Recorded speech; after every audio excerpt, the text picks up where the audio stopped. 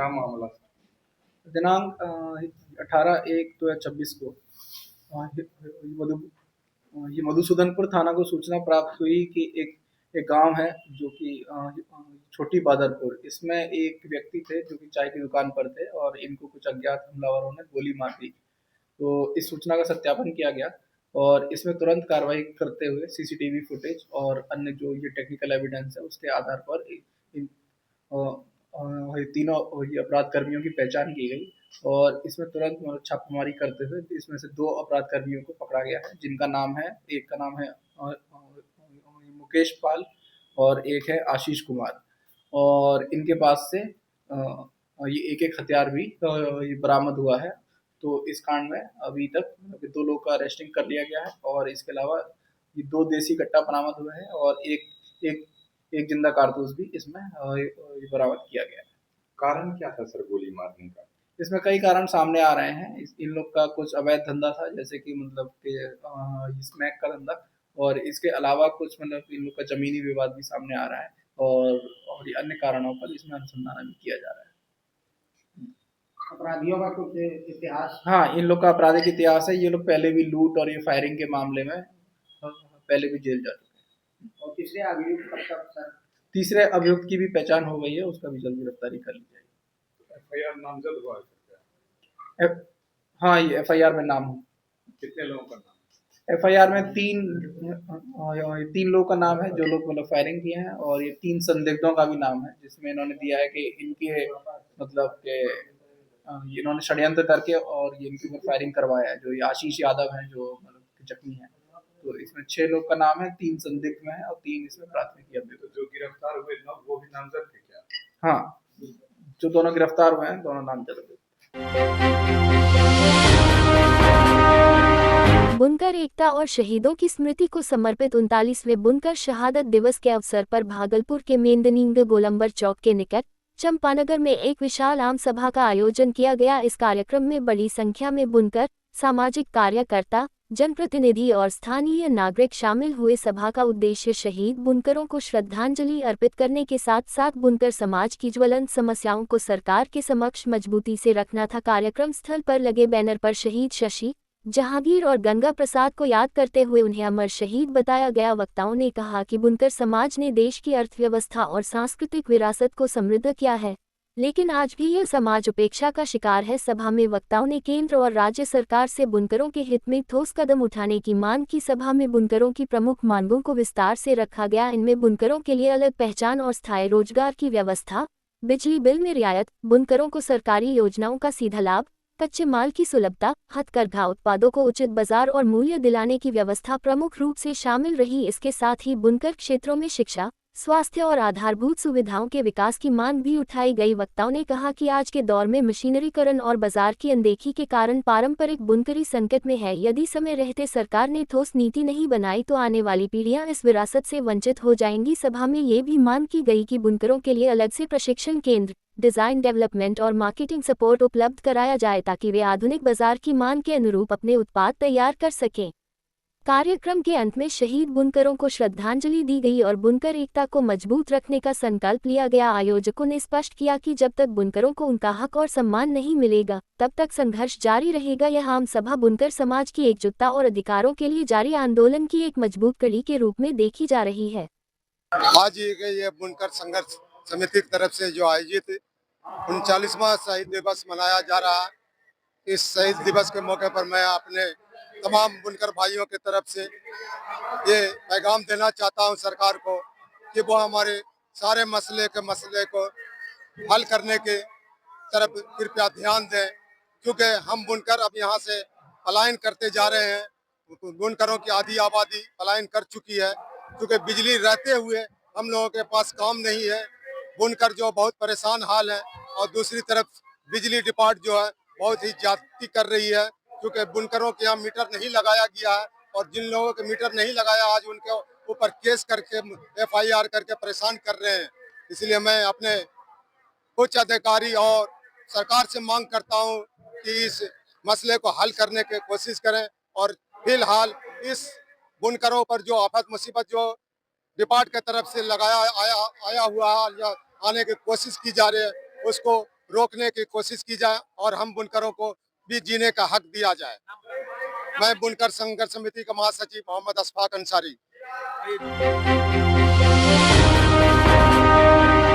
भागलपुर जिले के हबीबपुर शर्मा टोला से भागवत कथा के अवसर पर शोभा कलश यात्रा निकल गया। वहीं 7 दिन तक भागवत कथा का कार्यक्रम का शुभारंभ हो गया है। कलश यात्रा हबीबपुर शर्मा टोली से निकला गया तकिचक होते हुए सालेपुर मंदिर के परागन में शिव मंदिर में जल भरी करके वापस सालेपुर होते हुए अलीगंज हुसैनाबाद हबीबपुर शर्मा टोली में प्रस्थान किया गया। 4 बजे से कथा का शुभारंभ किया जाएगा। रात्रि 9 बजे तक प्रतिदिन ये कार्यक्रम 7 दिनों तक होगा। क्षेत्र के हर कोने कोने से महिला अपने सर पर कलश लेकर यात्रा में शामिल हुई। हबीबपुर विश्वकर्मा आदर्श नगर हरिपुर शर्मा टोला से आज श्रीमद् भागवत कथा का आरंभ हुआ, जो कि कलश शोभा यात्रा हबीबपुर शर्मा टोली से लेकर के आप महादेव स्थान आए हैं। यहाँ से जल भरा जाएगा। जल भरने के बाद यहाँ से हमारा रूट है, यहाँ से भैरवपुर होते हुए अलीगंज जाएंगे। अलीगंज से हुसैनाबाद चौक से नगर भ्रमण होते हुए हम अपने हबीबपुर विश्वकर्मा आदर्श नगर हरिपुर के लिए प्रस्थान करेंगे। अब पुनः 4 बजे से फिर हमारा कथा आरंभ होगा, जो कि रात्रि के 9 बजे तक चलेगी और ये लगातार 7 दिन तक होगी। और ये कलश शोभा यात्रा में लगभग हजारों की से भी ज़्यादा संख्या में लोग हैं और माताएं एवं बहनें हैं और लड़के लोग बच्चे लोग भी हैं। बड़ा भव्य दृश्य है और ये सुंदर नज़ारा को देखने के लिए हमारे हबीबपुर से और सालेपुर से और महादेव स्थान के प्रांगण में सभी लोग आए हुए हैं और जिसका मैं धन्यवाद देता हूँ। धर्म की जय हो, धर्म की विजय हो। हबीबपुर हरिपुर शर्मा टोला जिंदाबाद। क्या नाम है आपका? अजय शर्मा। कुछ अध्यक्ष वगैरह सब भी हैं तो उनका नाम बता दीजिए। हमारा जितने भी लोग यहाँ पर खड़े हैं सभी लोग मेंबर में हैं और उनके नेतृत्व में हम हैं, जो कि मैं छोटा हूँ सबसे, लेकिन नेतृत्व के तौर पे हमें आगे किया गया है।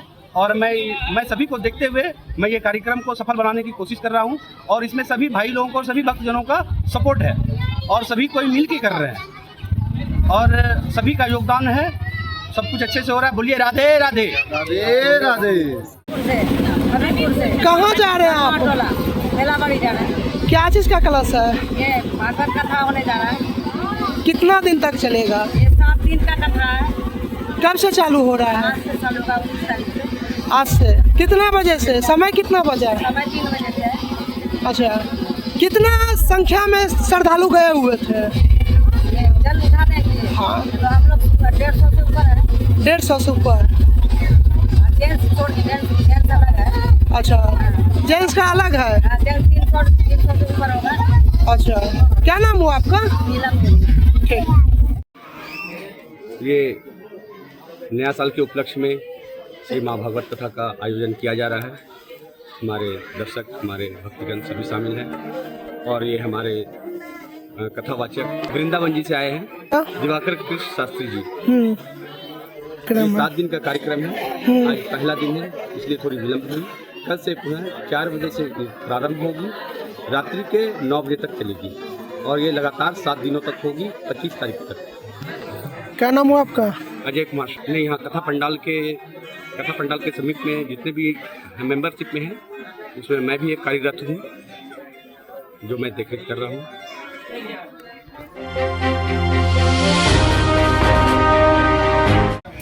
मेरा यहाँ चौथा सालों कुल आज जिसके इनॉग्रेशन के लिए मैं आया हूँ और मैंने महसूस किया है कि हमारा जो बिहार है, जहाँ पर हमारी 115 शॉप चलती हैं, किसी ने सोचा नहीं कि कभी नायका काम इतना बड़ा हो सकता है।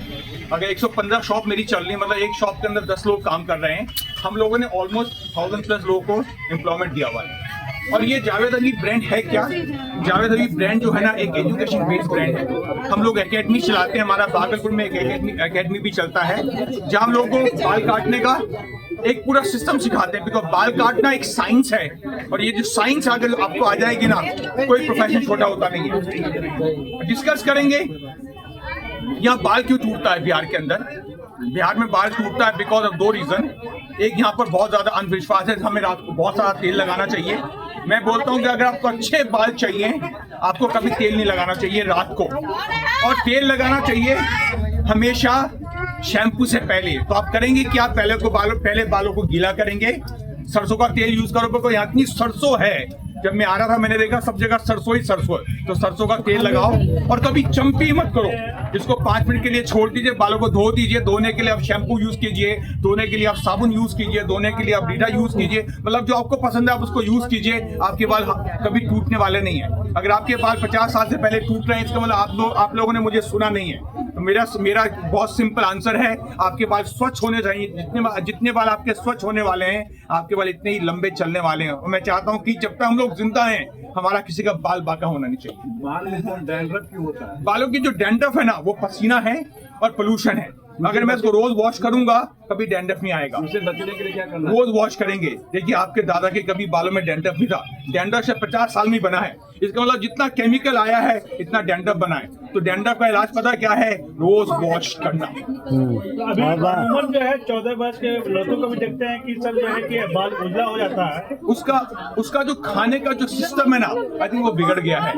मैं मानता हूँ कि हमारा जो गेहूं है, हमारा जो चावल है, हमारा ये जो रोटी है, हमारा जो सांभर है, हमारा जो पानी है, हमारा जो दूध है ना, ये अगर हम इसको बैलेंस तरीके से खाएंगे ना हमारे किसी के बाल सफेद होने वाले नहीं है। तो ये हमें सिखाना पड़ेगा एज ए माँ बाप कि उनको राइट खाना क्या खाना चाहिए, कब खाना चाहिए। सर आप एकेडमी के बारे में बोल रहे थे, एकेडमी में किस तरह की ट्रेनिंग दे रही है? हमारे 70 स्कूल चलते हैं जहाँ हमारे कोर्सेज चलते हैं 1 हफ्ते का, महीने का, 3 महीने का, 6 महीने का। अगर आप फ्रेशर हैं तो लंबा कोर्स कीजिए। अगर आप अपने आप को सिर्फ इम्प्रूव करना चाहते हैं आप छोटे कोर्स कर लीजिए। और ये कोर्सेज हमारा सेम कोर्सेज है जो दिल्ली में चलता है, बॉम्बे में चलता है। तो मतलब कोर्सेज सेम है, सर्टिफिकेट सेम है, लेकिन प्राइसिंग डिफरेंट है। तो भागलपुर का प्राइस डिफरेंट है और दिल्ली का प्राइस डिफरेंट है, लेकिन एजुकेशन सेम है। बिल्कुल। स्कोप क्या है सर?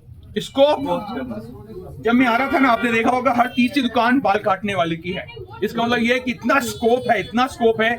दुनिया का सबसे पुराना प्रोफेशन नाई का प्रोफेशन, और जब तक दुनिया चलेगी ना ये प्रोफेशन कभी खत्म होने वाला नहीं। और ये नीड है। तो इसका मतलब ये है कि जब तक स्किलिंग हमारे हाथ में होगी ना हम कभी भूखे मरने वाले नहीं। क्या मैसेज है सर आपका? मैसेज बहुत सिंपल है, कोई प्रोफेशन छोटा नहीं है, कोई धंधा छोटा नहीं है। उसके लिए आपको सिर्फ एक ही चीज करनी पड़ेगी, अपने आप को एजुकेट करना पड़ेगा। एजुकेशन के लिए आपको पाठशाला जाना पड़ेगा। पाठशाला किसी चीज की भी हो सकती है, जूते की भी और बाल काटने की भी। रोजगार के लिए क्या मैसेज? हाथों में स्किल लेके आओ, अगर स्किल आ जाएगी ना ये रोजगार है सबसे अच्छा। Thank you. दक्षिणी क्षेत्र का विकास बहुत तेजी से हो रहा है। यहाँ के रोड हो, यहाँ का पार्क हो, बहुत तेजी से डेवलपमेंट हो रहा है, वो अब दिखने लगा है। उसी में एक जुट गया है सौंदर्यीकरण का।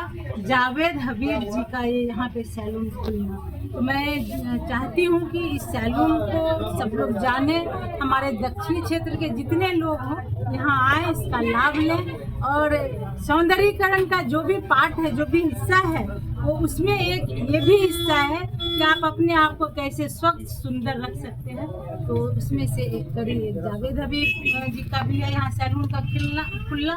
मैं इस प्रोप्राइटर जो है नितेश जी, उनको, उनकी पूरी फैमिली को, जावेद हबीब की पूरी फैमिली को, पूरी टीम को मैं बहुत बहुत बधाई देती हूँ, शुभकामनाएं देती हूँ कि आपका ये 4था सैलून खुला है जो दक्षिणी क्षेत्र में खुला है। आप अभी और आगे जाए, हमारा शहर बहुत तेजी से विकसित हो रहा है और भी आपके सैलून खुलेंगे। बहुत बहुत साउथ भागलपुर वाले सारे लोग को थैंक यू कहना चाहूँगा जो इस तरह के पार्ट खोलने के लिए मुझे मजबूर किया गया है।